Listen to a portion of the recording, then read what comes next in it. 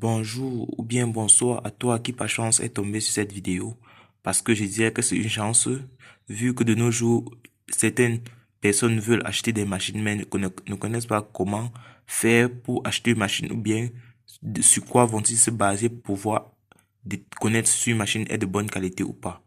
Aujourd'hui, dans cette vidéo, je vais vous présenter comment trouver les caractéristiques d'une machine.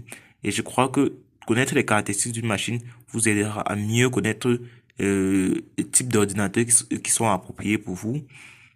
Donc, nous allons sans plus tarder commencer avec la présentation de la vidéo. Vous avez remarqué que j'ai eu à déposer une vidéo sur ma chaîne qui pour le moment n'a pas de nom. Et cette vidéo-là montrait juste une partie de la présentation des caractéristiques de la machine, d'une machine. Je n'ai pas eu à achever et je vais juste essayer de continuer avec. Et si vous avez des questions à la fin de la vidéo, n'hésitez pas à mettre en commentaire. Il est bien vrai que lorsque certains vous présentent leur vidéo, ils commencent d'abord par vous demander si vous êtes nouveau sur la chaîne, n'oubliez pas de liker et vous abonner.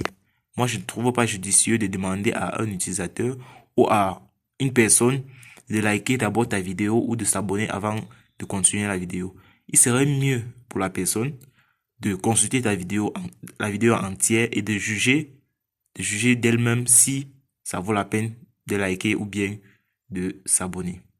Donc, c'est dans cette optique que j'aimerais que toute personne qui tombe sur cette vidéo, regardez bien la vidéo. Si la vidéo vous a plu ou bien vous a intéressé, n'oubliez pas à liker ou à vous abonner.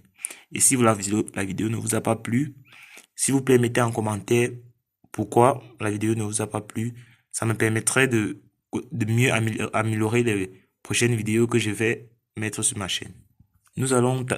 Pour continuer, nous allons taper le raccourci clavier que peut-être certains d'entre vous connaissent déjà, Windows R, qui nous ouvre une barre d'exécution où on va taper la commande dxdir. dxdir. Ici aussi, toujours dans cette barre d'exécution, lorsque vous faites Windows R, si vous avez auparavant fait une commande, directement quand on fait Windows R, la commande par défaut là s'affiche. Donc, ça veut dire que si c'était XDIA ici qui s'affiche chez moi, ça veut dire que c'est la dernière commande que j'ai eu à entrer. Donc, je vais juste taper entrer. Et si chez vous, ça n'affiche pas DXDIA, ça affiche peut-être CMD, vous pouvez modifier et saisir DXDIA. Je vais alors taper entrer. Nous allons patienter un peu. Ça te présente l'interface. Ok, voici l'interface où vous pouvez consulter les caractéristiques de votre machine. Là, nous avons par exemple la fréquence du processeur qui est à 2.7 GHz et qui est sur une machine Core i7 6e génération. Pour voir la génération d'une machine, vous pouvez venir le premier chiffre ici c'est 6. C'est ça la génération d'une machine. Lorsque vous voyez peut-être une machine qui a Core i5-4, 2, etc., ça veut dire que c'est une machine de 4e génération. Et je vous conseillerais de prendre une machine généralement qui a une génération un peu plus avancée, c'est-à-dire 6e génération en montant, 5e génération, parce que les machines qui arrivent actuellement sont des machines hyper puissantes, sont des machines très puissantes. Vous pouvez prendre une machine qui a vraiment les performances nécessaires. Et la fréquence des machines, même de nos jours, trouver 2.1 ou 1.9 est très difficile. Donc, vous allez généralement voir 2.7, 2.9, qui sont même automatiquement des bonnes machines. Donc, là, vous avez la fréquence du processeur, vous connaissez la génération d'une machine. Ici, vous avez la capacité de la RAM, qui est à 8 Go. À 8 Go de RAM. Ici, ils ont donné la valeur en mégabits, mais vous pouvez convertir en gigabits. Et si vous ne connaissez pas comment effectuer une conversion, comment convertir, passer des mégas en gigas, peut-être que des gigas en kilos, n'oubliez pas de mettre en commentaire. Je ferai une vidéo spécialement pour vous expliquer le mieux possible comment effectuer les différents calculs.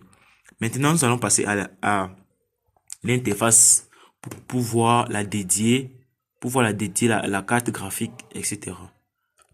Là, vous avez l'interface où vous pouvez consulter votre dédié. Ici, chez moi, je suis à 128 mégabits, la dédiée de ma machine. Donc, vous voyez qu'aussi la dédiée, c'est pas bon chez moi. Et vous allez constater généralement que ceux qui ont les machines pour les gamers, en fait, ils cherchent généralement une machine qui a une dédiée élevée. Pourquoi la dédiée?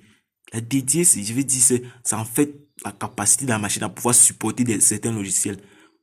Lorsqu'il veut tester une machine, certains gamers testent une machine avec les différents jeux.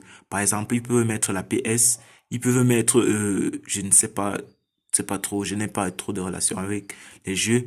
C'est-à-dire, lorsqu'ils veulent connaître si sa machine est puissante, si sa machine résiste, si sa machine a les capacités nécessaires, ils vont mettre et installer des jeux.